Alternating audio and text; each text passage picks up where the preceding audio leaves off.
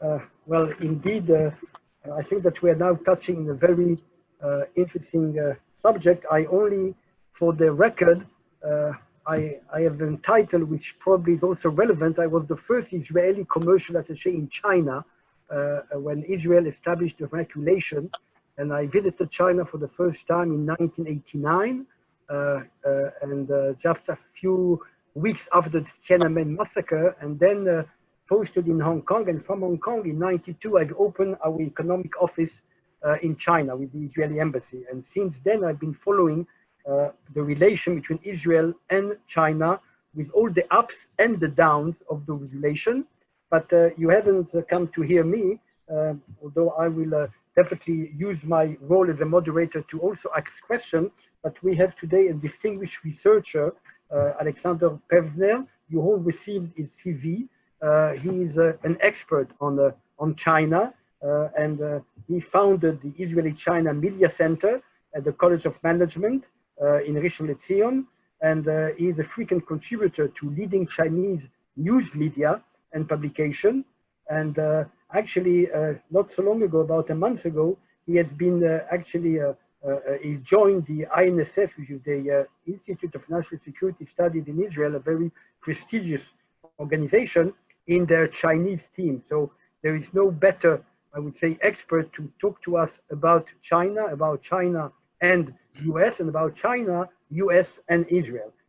He also was a reporter for Dow Jones Newswire in Taiwan, and as far as I know, he's fluent in Chinese, but you will address that in English today and not in Chinese, right? So please, Alexander, the floor is yours. Okay, 晚上好，大家好. In English or in Chinese? Chinese maybe is better. So first of all, thank you very much for inviting me. It's a pleasure and it's an honor. This is actually, I'm very happy to cooperate with Elnet because this is already the second time we are cooperating. Last year, I had the pleasure to participate in the Israel-Spain second strategic dialogue. So, you know, I'm happy Elnet still wants to invite me to the events, and I'm very happy to attend this event. So we have what, 3-4 hours, right? Something like this. Okay, I'll try to be brief. I received some questions, and yeah, prepared some points, and I think it's more or less will answer those questions. But you know, of course, if you have any other questions, or you know, the moderator or the audience, I'd be happy to address them. So we are living in interesting times, as they say. U.S. China relationship is not good, and you know, people talk about, you know, there's a lot of competition and rivalry between China and the U.S. But I have some good news for you, maybe, is that there's one topic that both U.S. and China agree. Surprised? They both agree that the relationship is the worst as it had been in 40 years. So unfortunately, on this, there's agreement. There's not much agreement on anything else. So what is the sort of, I mean, I'm not going to summarize, you know, the past 4 years of the Trump administration, but just as two highlights. In May 2020, the White House published its United States strategic approach to the People's Republic of China. This is an update, okay? When the Trump administration started in 2017, they published a strategy on China, but it was very, very general. And so this is in May, after 4 years of a lot of high decibel discourse, they published something updated. It's a long document, but in the beginning, it says, since the United States and the People's Republic of China established diplomatic relations in 1979, so 40 years about, roughly, the policy of the United States towards the PRC was largely premised on the hope that deepening engagement would spur fundamental economic and political opening in the PRC and lead to its emergence as a constructive and responsible global stakeholder with a more open society. More than 40 years later, it has become evident that this approach underestimated the will of the Chinese Communist Party to constrain the scope of economic and political reform in China, and on and on and on. Forgive me for offering a tiny dose of criticism. This sentence is not 100% correct. And the reason why it's not correct is that when, and you know, you don't have to take my word for it, you take the word of the people who are engaged in opening to China. Kissinger and all the diplomats, Winston Lord and all the China specialists at the Nixon administration then, the goal of opening to China, of, you know, finding a way to establish diplomatic relations with communist China, something that was in, you know, in the 60s, in the height of the Vietnam War and, you know, Cuba crisis and everything, it was almost inconceivable. So the goal was very simply to pry China away from the camp that opposed the US, okay? To pry away China from, you know, China, the relationship of communist China under Mao Zedong and the Soviet Union, the relationship was not good. But nevertheless, China gave a lot of trouble to the world and to the United States. And by this account, the policy of Nixon and Kissinger was a roaring success, a roaring success. They indeed managed to identify a strategic opening and managed to establish relations with China. I'm not saying this was smooth sailing. It was not smooth sailing at all, but nevertheless, it succeeded. Now, if you read scholars or participants of previous dialogues with China over the years, people in the Obama administration, but also before in the Bush administration, okay? Someone like Jeffrey Bader, who was a senior Asia specialist under Obama. Or if you read Robert Zulik, who was in the Bush administration, he was the chairman of the World Bank, and before that he was the U.S. trade representative, and he basically negotiated with China a lot of the trade deals. They all agree, I can quote more people, they all agree that the policy, that the claim that is now being sounded under the Trump administration, that, you know, everything in the previous 40 years, everything was a failure. Everyone was soft on China, and now we're going to get it right. This claim is incorrect. You know, China did indeed become a responsible player. For example, non-proliferation. Okay, China under Mao sponsored terror organizations. China under Mao helped, you know, Pakistan get its own bomb, or, you know, engaged in nuclear technology proliferation after they got their own bomb with the help of the Soviet Union. You know, today, China is indeed, you know, a participant in the basically US-led world order. For example, to quote, I would like to quote Jeffrey Bader, okay? During the period of engagement with China under a series of US presidents, beginning with Nixon, we have not fought a war in Asia. In the previous half century, we lost around 350,000 people in wars in Asia. I think that's a pretty substantial accomplishment.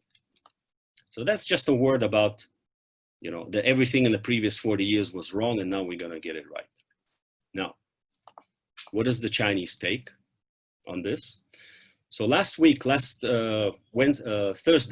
July 9th, Chinese Foreign Minister Wang Yi gave a very important speech, which maybe did not get enough media traction. It was a forum of media and think tanks. There were some US officials, former US officials in the audience in Beijing. And in this speech, Foreign Minister Wang Yi said,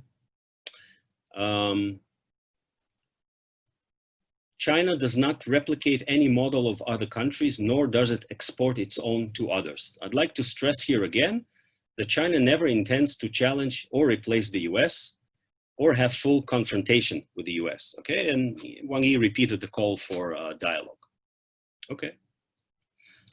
Also in that new strategic approach to China by the White House from May, it says, we do not seek to contain China's development, nor do we wish to disengage from the Chinese people.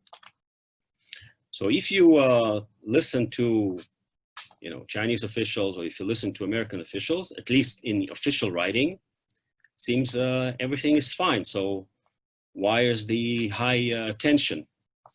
Well, in reality, of course, the current administration was very critical, is very critical of China. And I think, many scholars of international relations explain the current tension between US and China in a very simple way, that the tension is structural, okay? And people like Kissinger wrote about this, and someone like Professor Graham Allison from Harvard University, he wrote a book about this, The Thucydides Trap.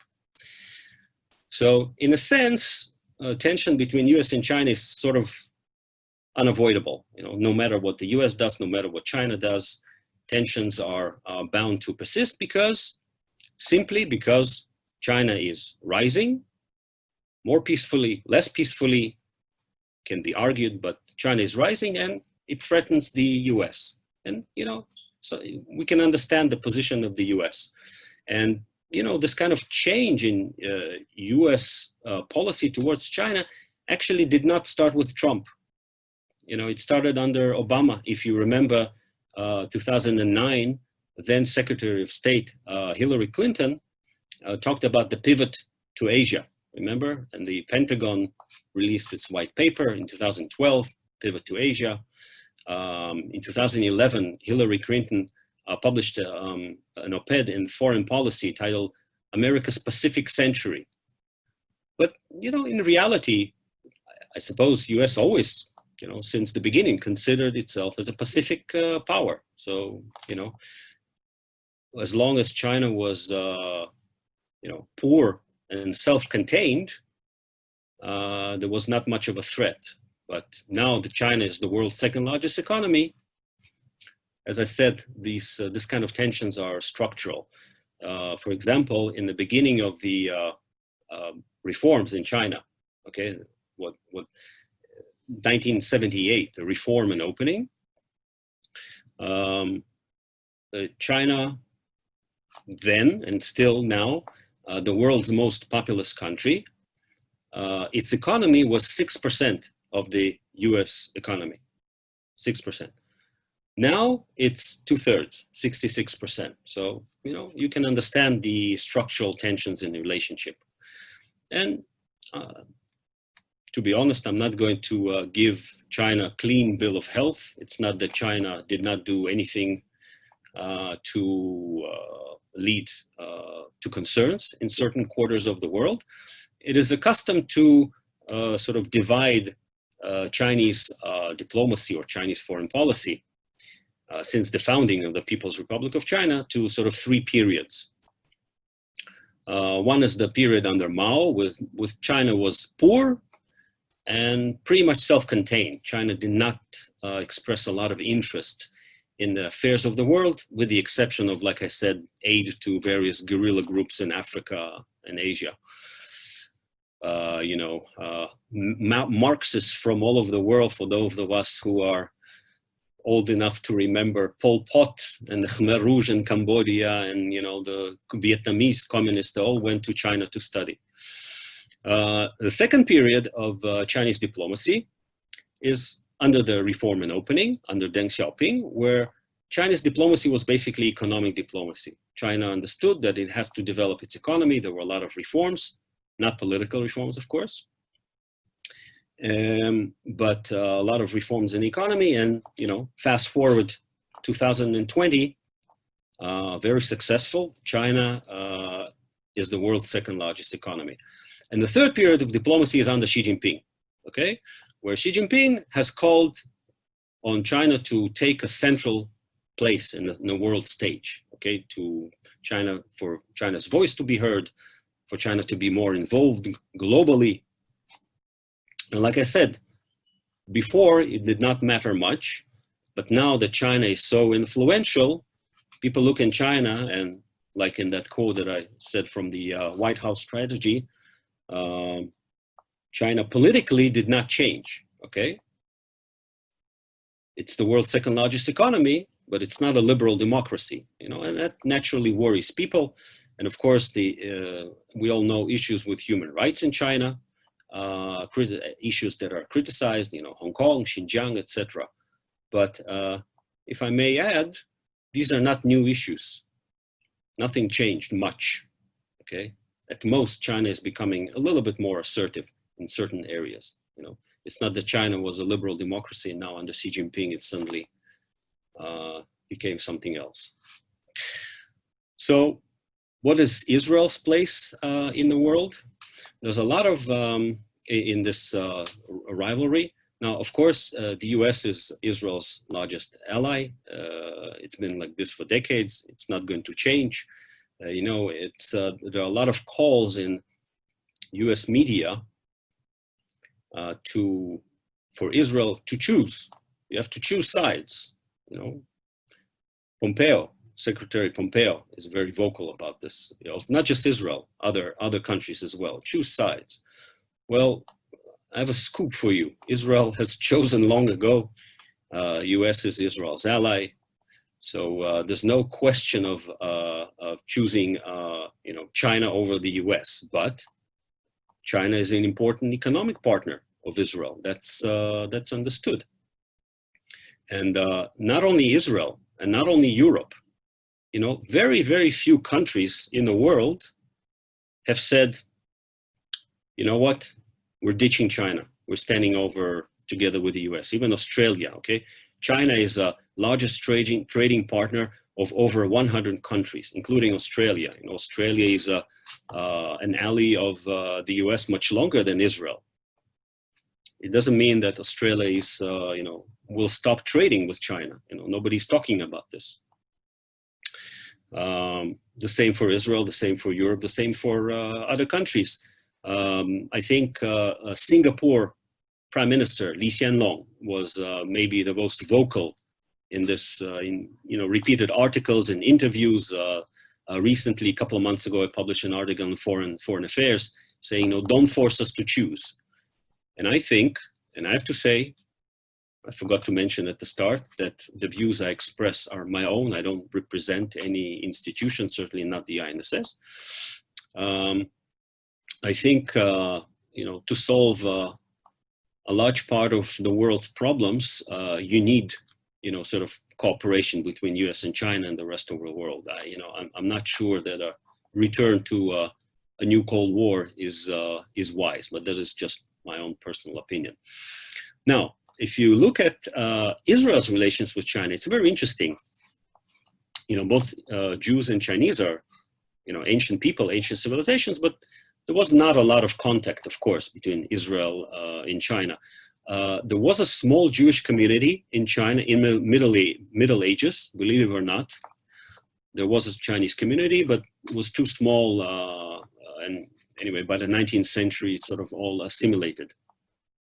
So sort of modern context between China and Israel, China as a civilization, not the People's Republic of China, started in the 20th century. There were Jews who fled Europe to find refuge in China, you know, during when the Germans took over Europe during the Second World War. And after the establishment of the modern state in Israel in 48 and People's Republic of China in 1949, there was an attempt to establish relations. You know, for example, there's those who study China, you know that in 1949, Taiwan, the Republic of China, also called Taiwan, was in the United Nations and not the People's Republic of China. And until 1972, the US recognized the government of the Republic of China on Taiwan as the sole representative of all of China. The communist China was outside of the United Nations, was outside of the sort of international framework. Israel never recognized Taiwan, okay? In January 9, 1950, a young the young state of Israel recognized the People's Republic of China. Okay, there were sort of initial contacts between the two sides. It never worked because, interestingly enough, U.S. pressure. The timing was not good. It was the start of the Cold War. It was in 1950, there was a Korean War, where for the first time in history, as far as I know, American and Chinese soldiers fought against each other. And sort of the world was slowly separating into two camps, or three camps to be precise.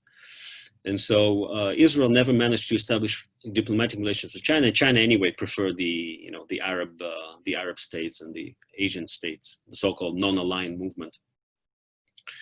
Only in 1992 did Israel establish relations with the People's Republic of China.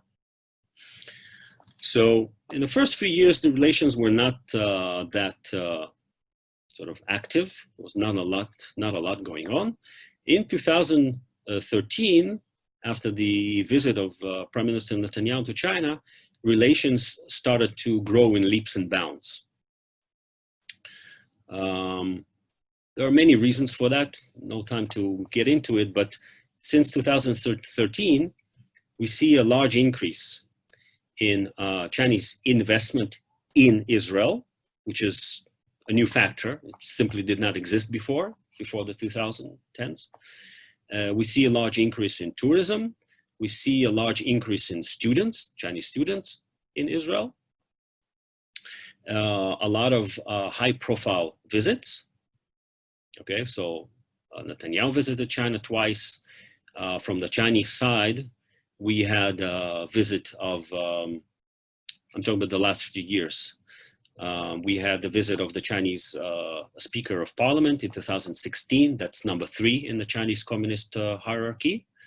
And in 2018, the last recent high-profile visit was of Chinese Vice President Wang Qishan, who is sort of Xi Jinping's right-hand man, or a confidant, if you will.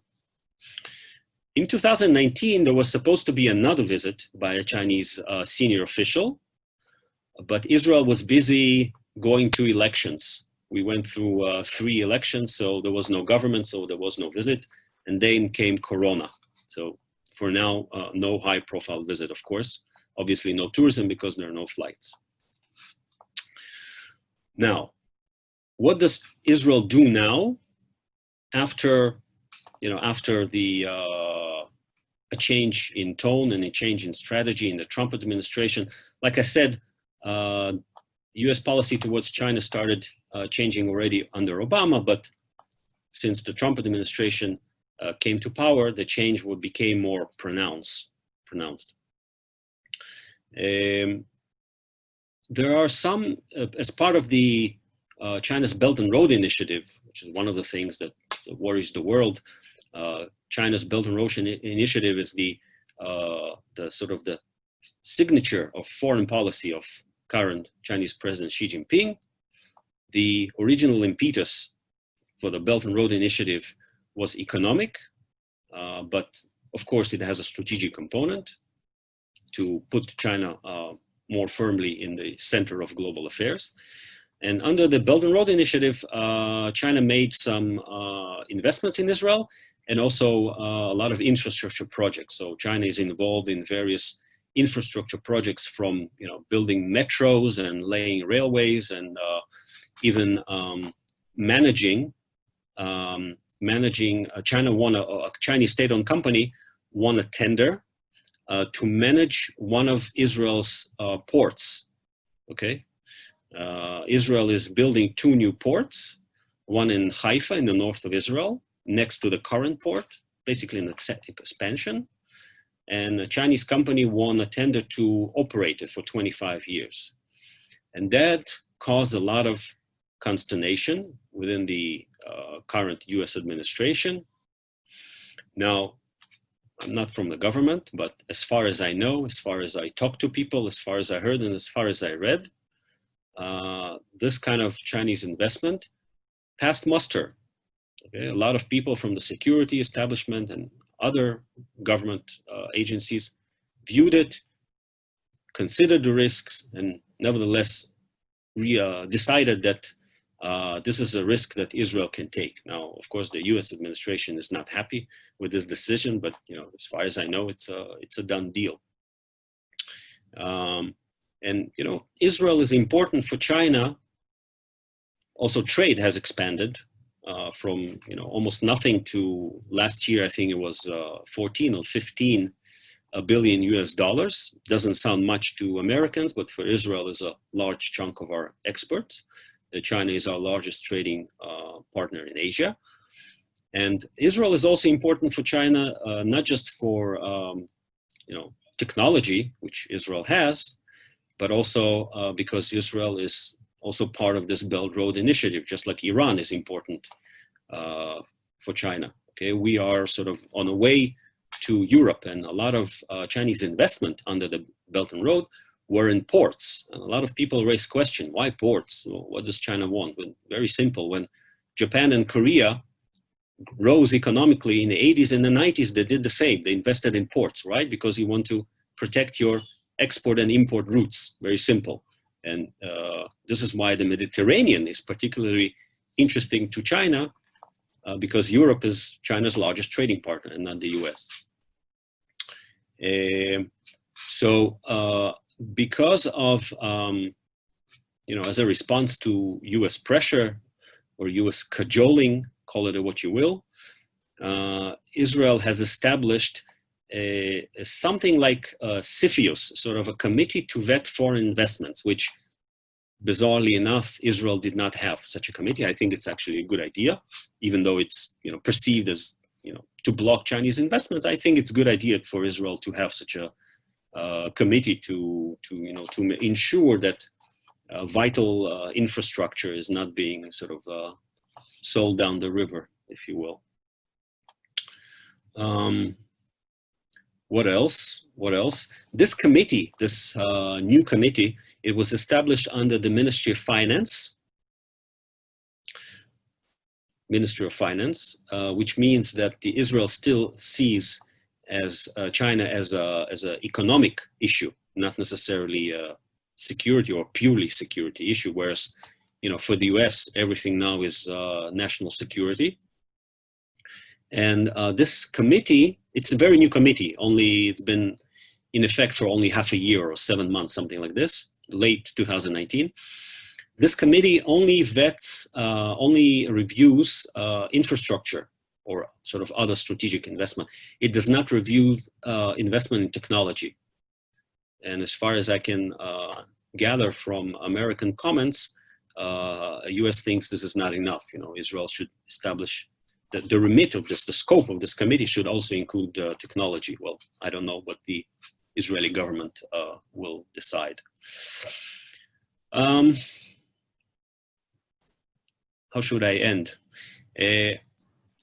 Like I said, the idea that Israel or any other country, has to choose, I'm not sure this is the correct framing. Israel already chose. U.S. is Israel's ally, but rising China is an objective reality. And if you ask me, and again, this is my own personal opinion, you can disagree. I don't think that U.S. can stop China from rising. China will be more involved in the world, more and more involved in the Middle East. There was a lot of media reports in the past few days about the new agreement between China and Iran. Later we can say a few words about this, but this just shows that China, as China's economy grows, it will need more and more energy. And, a large 50% of China's oil is coming from the Persian Gulf, so China is not going anywhere. And another important thing to mention is that China is, aware that Israel is a U.S. ally. It's not a surprise for China. Nevertheless, China thinks that, Israel is an important economic partner. Israel and China are negotiating a free trade agreement. I don't know what's the status now, but Corona sort of messed up with everything. But maybe one day the negotiations will be concluded. And I think the solution to this, it's not just we are in Israel, so we are concerned about Israel, but this kind of triangle, U.S. China dash, fill in the blank, Europe triangle, China, U.S. Israel triangle, China, U.S. whatever triangle. It's a sort of a common problem around the world now in times of rising rivalry. I think the solution is differentiation. And I think in this area, and again, I'm representing my own view, in this area, Israel has a lot to learn from the European Union, actually. Because, in 2019, March 2019, EU put a new China strategy, right? And it said that China is a cooperation partner, China is a negotiating partner, China is an economic competitor, and China is a systemic rival. And I think all options are correct. And so there are areas, for example, climate change, and the Israeli government is very serious about climate change, that we need China's cooperation, okay? And there are areas where US and China and other countries will be rivals. And, there's no I don't see that the international relations is sort of easy black and white. I think for Israel, what is important is to maintain channels of communication with China, maintain sort of regular economic activity as much as it possible in view of U.S. concerns, respect U.S. concerns, but not close the door completely on China. So I think I spoke enough. And, thank you, Alex. You definitely raised a lot of interesting issue, and actually you gave us a very interesting background. And actually we already have some questions. Some of them I presume that you have already addressed, but I think that both the Iranian issue and some others, I know that there are some questions. If I can just read, I mean, I know that, for instance, one question concerned the Israel is concerned about security threat of Chinese students, or the question of stealing technology, as they have done in the US, how Israel is protecting its technology. So maybe you can a little bit more discuss about this CFIUS model. That's one question from Jeff. But I think that maybe I can ask people to ask themselves the question. I know that Barry Swisky wanted to ask a question. Maybe I can give you the floor, Barry. You can unmute and ask a question.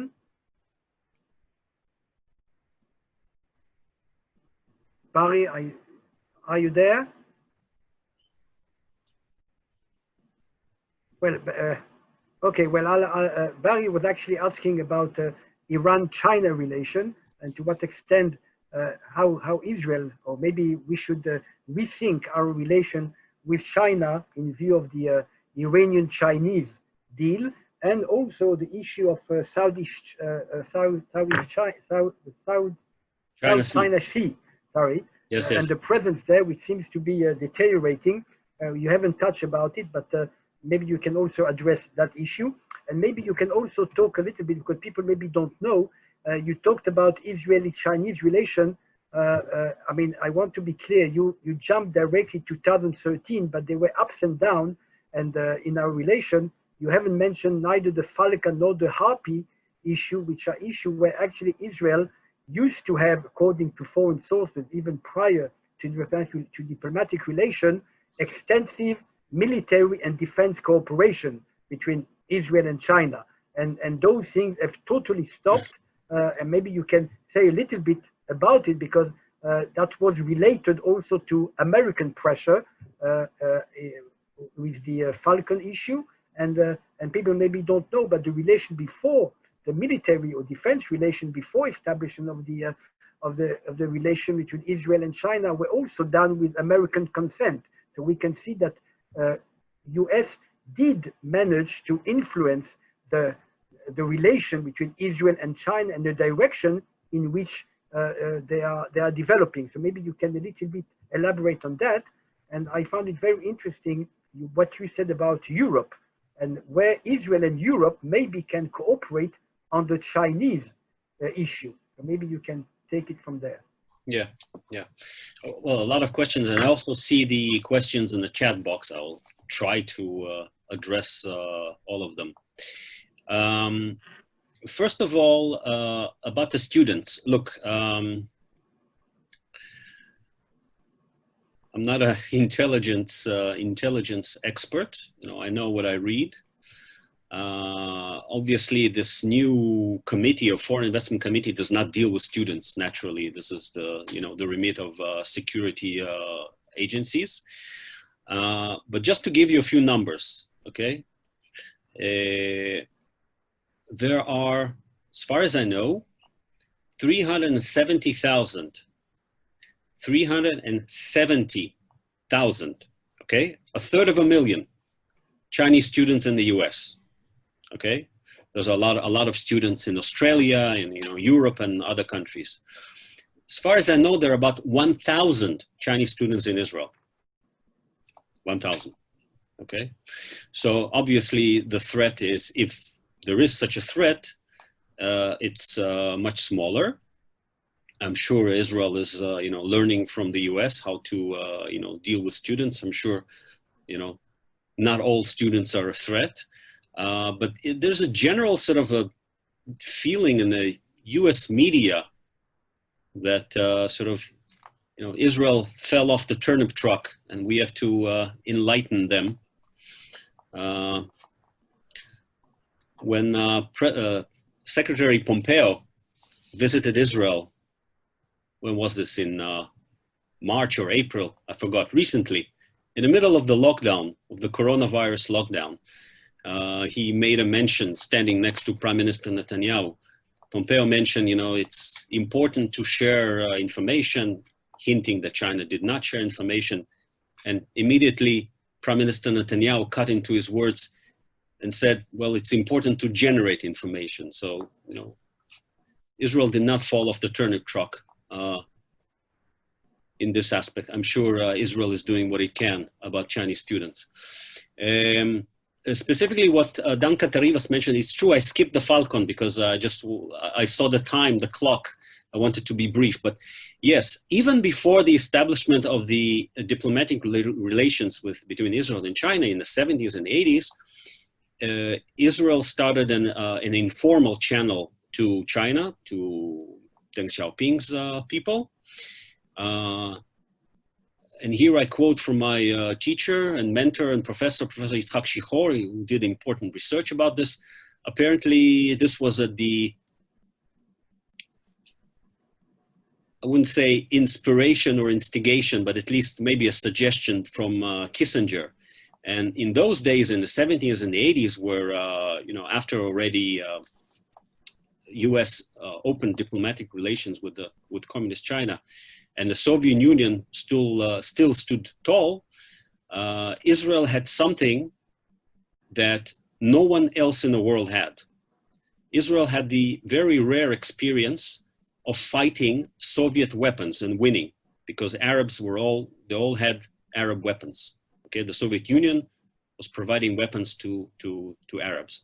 And Israel not only sort of dealt successfully, thank God, on the battlefield with the Arab armies armed with Soviet weapons, but Israel also captured during wars a lot of Soviet weaponry, and even sort of refurbished and renovated them and sold them to China. So this was sort of a very precious experience that Israel had and benefited China. And as far as I know, Chinese policymakers knew that, remember that, and appreciated it. Now, after the Soviet Union fell,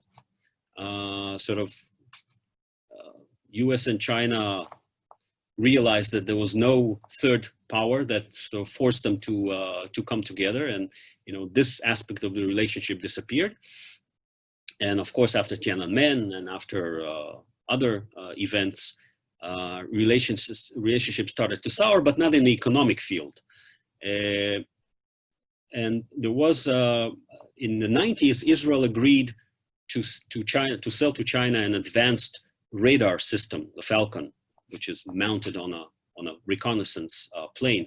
And the U.S. put a large amount of pressure on Israel not to sell this system.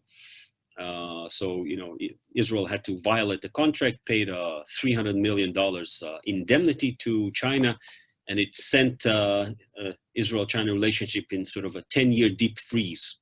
There was also another case with the Harpies. These are drones that Israel sold to China. And again, US demanded for Israel not to discontinue the sales, not to return the drones that China sent to Israel for refurbishment, et cetera, et cetera, et cetera. So, Israel actually was always very attuned to US concerns. It's not recent, okay? Was always like this because, like I said, Israel and the US are allies. There's a question here about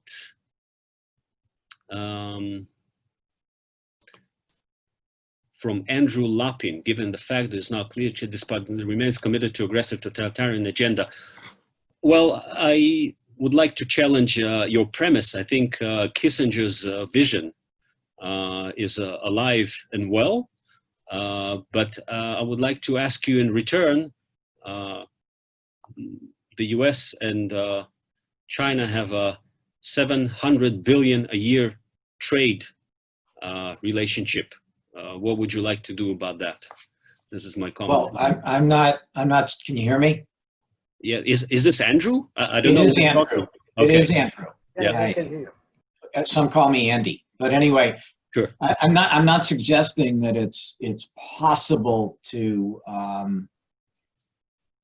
eliminate that $700 billion trade transaction with China, but I believe what we've come to realize is the price of cheap TVs and cheap washing machines has been the theft of technology, the theft of intellectual property, and clearly, and done with malice, done with gross malice, and certainly the degree of cybersecurity breaches that have been uncovered. There's an aggressive cyber component that the Chinese have waged on an ongoing basis against the United States and its allies.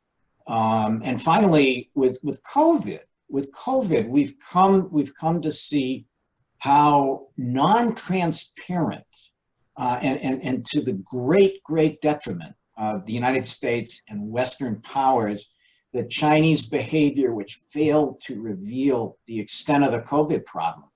So we're not gonna shut our manufacturing capacity in China and stop buying their goods, but what we need to do is wake up and be smart about the dangers of having allowed China free reign as we did. And as far as this port in Haifa goes, it's my understanding that the United States Navy will no longer base its vessels in Haifa because they're concerned that the Chinese will find a way to, in some way,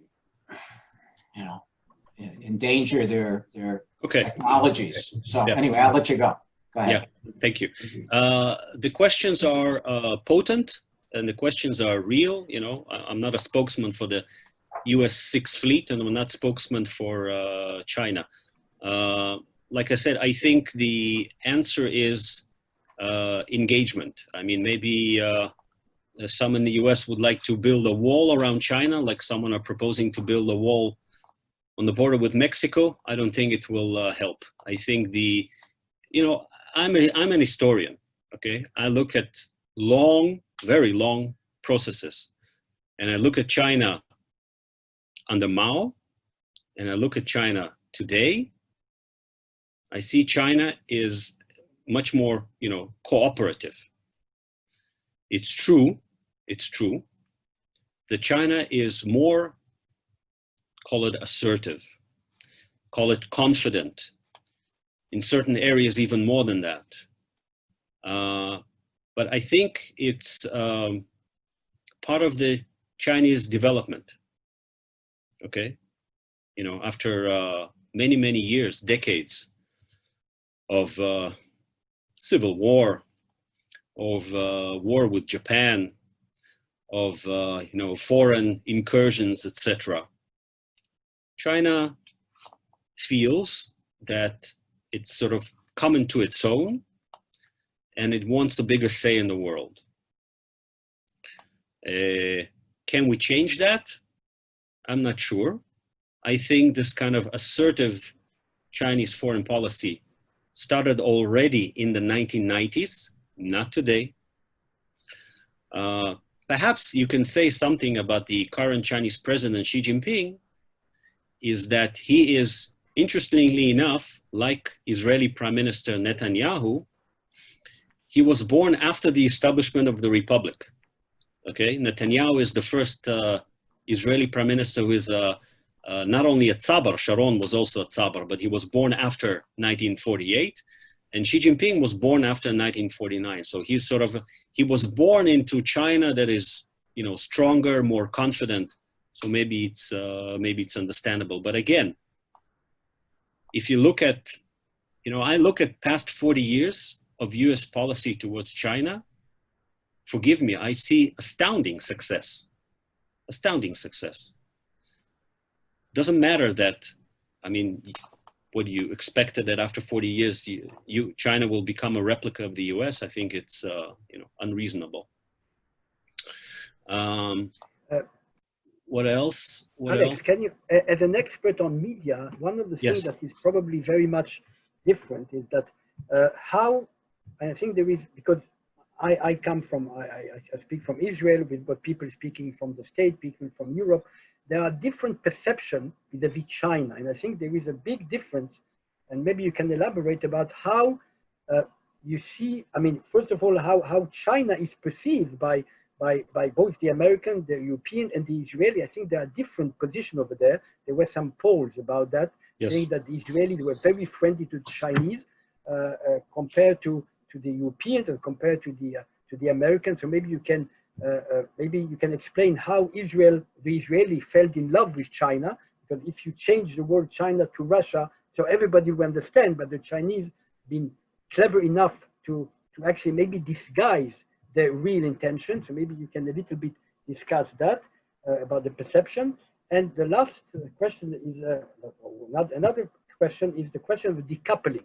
I think that we are seeing now decoupling happening, okay? And how is China reacting to that? Because that's the way, maybe it's not a Cold War, but we are definitely seeing a decoupling, whether in technology and in some other issue. Maybe you can address that also. And where is Europe in that decoupling? Because that will be also a challenge. Yes, yes, thank you. I will address this in Europe. There's something I forgot to mention about Europe. But first, I forgot to address Barry Swirsky's question about China-Iran. So China-Iran, first of all, we don't know yet what is the agreement. Okay, there were a lot of media reports. The New York Times reported that there's sort of a draft agreement between China and Iran. It's supposed to be approved by the Iranian parliament, I suppose. China also did not publish anything official. So all we know is what is reported in the media, and the agreement is talking about Chinese investment, talking about purchase of Iranian oil, etc., etc. You know, I think, you know, it's a problem for the US, it's a problem for Israel.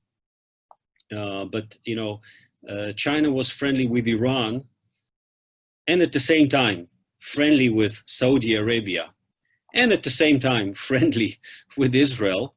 This is Chinese policy in general all over the world and also in the Middle East. China wants to do business with everyone. But like I said, we have to see the details of the agreement.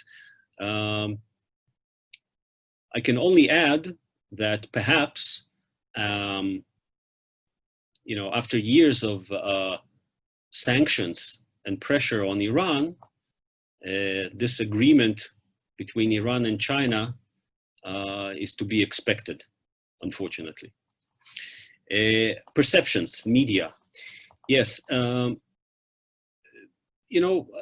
Chinese perceptions of China around the world, and there are yearly polls by Pew and other organizations, have been mixed.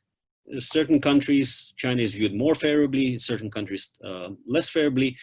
Back in 2019, I saw a Pew poll, perception poll, that I think 42% of Americans viewed China favorably, and 30-something, 7 or 9% viewed it negatively. This year, in 2020, and maybe because of the COVID crisis, 66% of Americans view China negatively. And, perhaps it's to be expected after, 4 years of, heavy criticism from the Trump administration. I understand the views in Europe are also not particularly positive, but I would like to emphasize one point. Views of the US, it's very interesting to compare views of China with views of the US around the world. And there are polls in Germany, polls in Australia, where views of the US are also not particularly positive. So it seems that there's a lot of criticism around the world, not just towards China, but also towards the Trump administration. What is interesting is Israel. Israel is really an outlier here, and it's not easy to explain that. I haven't seen a poll from this year, from 2020. Last year, in the Pew poll, 66% of Israelis viewed China favorably, one of the highest rates in the world. And this is really amazing.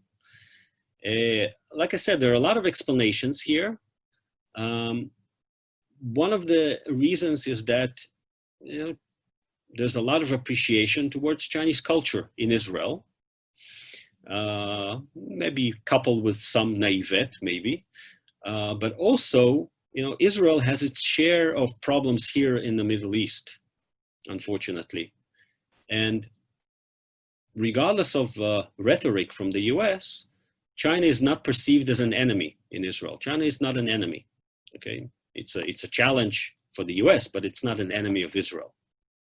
So, perceptions of China and Israel are much higher. It will be very interesting to see a poll after the coronavirus. I haven't seen anything new. I think I heard somewhere that Pew is going to do a poll this summer, a global poll. So something to look forward to. What else did I forgot to mention? Maybe the last one, you can talk a little bit about the Middle East policy of China, because we see China everywhere now. Yes, exactly. We see suddenly Hezbollah is now saying that the Chinese are going to come and save Lebanon. Yep. We are seeing the Chinese in the Gulf. We are seeing the Chinese in Egypt. So maybe you can comment on that. And again, what's the American approach, European approach to that? Yes, there was a lot of comments by Hezbollah in Lebanon that the Chinese are coming to invest. Lebanon is a very bad situation economically. I mean, the country is basically on the verge of collapse. And there was talk before that about the possibility of Chinese investment in a port in Lebanon. But, China already has some investments, both in Israel, in Greece, in Turkey, in Algeria, in Italy. Someone mentioned the Sixth Fleet, that the Sixth Fleet will not come into the Haifa port. I don't know what we'll do, but I don't know if you know, the Mediterranean headquarters of the U.S. Sixth Fleet is in Napoli, Italy. And in Napoli and other Italian ports, there's also very strong presence, much more intensive than in Israeli ports. So I don't know if the U.S. Sixth Fleet is going to pull up anchor from Napoli and maybe sail somewhere else. I don't know. China and the Middle East. China needs energy. This is why China is interested in the Middle East. Beyond energy, of course, China wants to increase its influence to win, Arab votes in the United Nations. Last week, there was the 9th Ministerial Forum, China-Arab Ministerial Forum. This kind of cooperation format exists since 2004.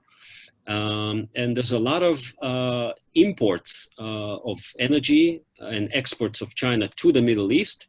But like I said, China, for example, military drills, military naval maneuvers, okay? So China late last year had military naval drills with Iran in, I think, December. But before that, China had naval drills with Saudi Arabia. So, China is trying to be agnostic towards the conflicts in the Middle East and, wants to work with everybody. But, specifically about Middle Eastern energy, I saw a number that Chinese imports of energy in 2019 was something around 240 billion US dollars, okay? Mostly from, of course, Middle East and North Africa, okay? Countries like Saudi Arabia, like Angola, like other Iraq, Qatar, etc., etc. The Chinese imports of semiconductors, and that's mostly from, U.S. and Japan and Europe and other countries, were over 300 billion US dollars. Okay, so you can see the emphasis of China on technology, you see where the real focus of Chinese investment. And like I said, China is also invested in Israel. Now, one of the, speaking of perceptions after the coronavirus, China was very active, very proactive. Some criticize it as, overly aggressive in its sort of a medical aid diplomacy. But one of the reasons I think they engage is medical aid diplomacy in the Middle East, in Europe and other countries is exactly to, improve its image that was, tarnished by the coronavirus, of course. And if you look at Chinese perceptions, it's very, interesting. You see China's views of China in the US are negative. In Europe, maybe mixed to negative. But in the Middle East, China is, at least among elites, I cannot speak for the 500 million Arabs, but among Arab elites, China is still perceived as an important cooperation partner. So, I don't expect China to leave the Middle East.